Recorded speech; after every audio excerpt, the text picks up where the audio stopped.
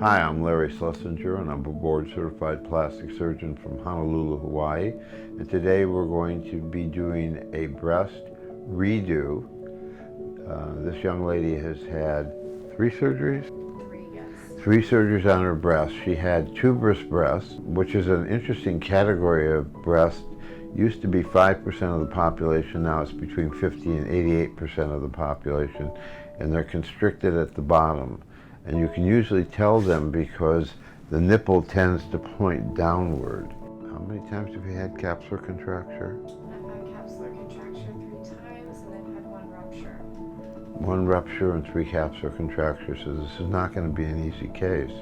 But the goal is to get out the entire capsule, and we're also going to release the constricted lower portion of the breast so that the nipple can move up and be in a better location. So it's going to take longer than one would normally take for a surgery like this, just because we're trying to do a minimum of 2 things simultaneously. One, get rid of the constricted lower portion and move the bottom of the breast downward to allow the nipple to be at a good location. So we're going to do our best to get rid of the capsular contracture, which could have been caused by blood around the implant, which could have been caused by non-pathogenic bacteria getting into the implant pocket. So there's any number of reasons why you got this, but one possible. I've never had drains. Say again? I've never had drains installed after any So procedure. you never had drains, okay? And no drains, and were you bruised after the procedures? Very bruised. So that would be, again, one of the more likely causes.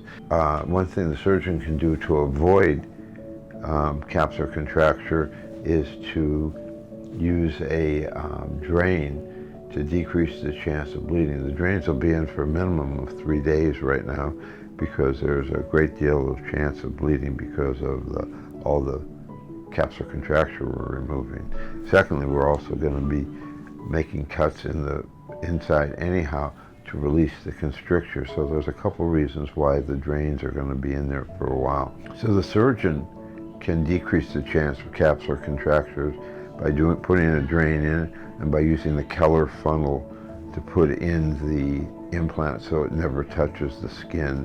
And we change gloves just before we start working on the Keller funnel so no bacteria from touching your skin gets on the implant and then inside of you. So there's a lot of things the surgeon can do.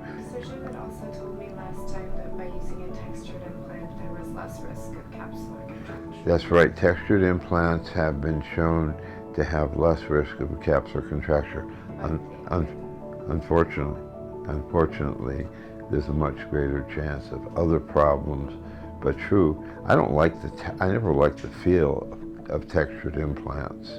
They didn't, you were trading off a nice soft breast for a decrease in the chance of capsular contracture. I never thought the trade-off was worth it, but every surgeon has his own opinions.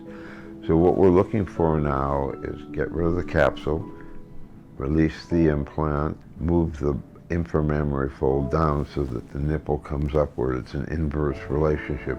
As the fold goes down, the nipple comes up.